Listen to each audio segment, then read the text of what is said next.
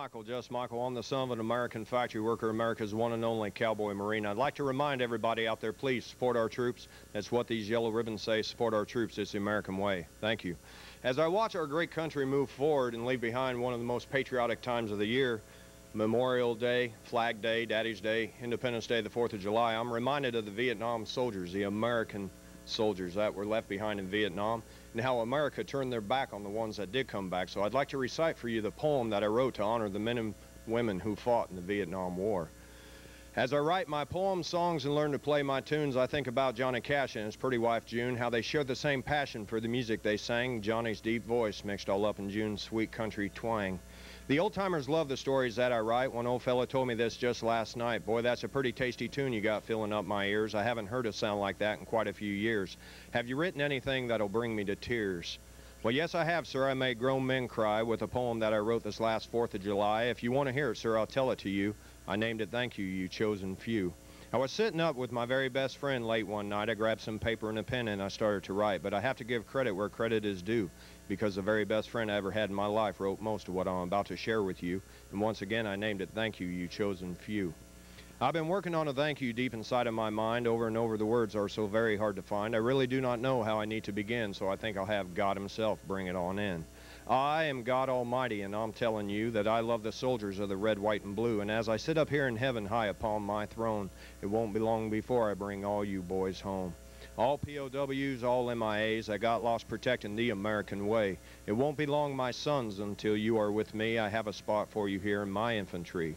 I would like to say a big thank you to a chosen few when Uncle Sam pointed his giant finger and it landed right on you.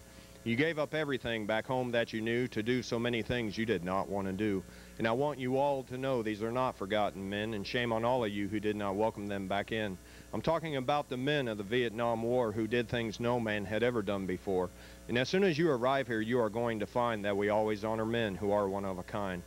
I'm talking to you men of the Vietnam War. You will be walking on red carpet as you walk through my front door. And I would love to say a very special thank you to you ladies of the Vietnam War. You will also be on that red carpet as you are properly escorted through my front door. I have the finest food here, and it's all been prepared for you. Thank you for serving your country when they so needed for you to. And now for all you draft dodgers who ran from the war, I have a special job for you. It's outside heaven's back door. When they got to you in line, you were in empty space. You let your brothers down. What a disappointing disgrace. The men in Vietnam earned the mud on their face. Now it's time you earn your mud. Welcome to my place.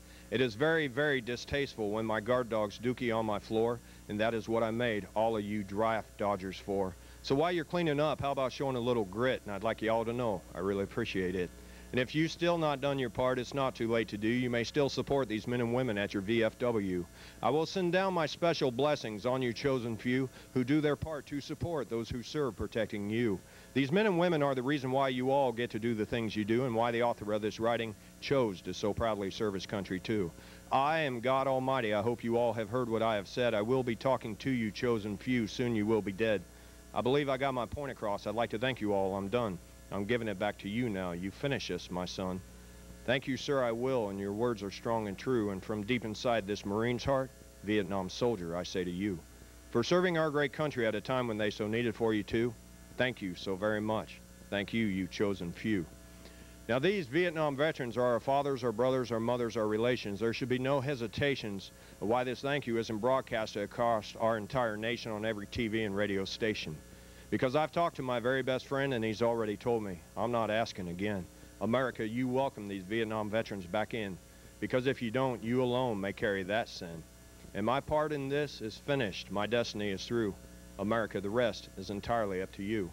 You screwed it up once. Are you going for two? Let me show you what it's like to have someone turn their back on you.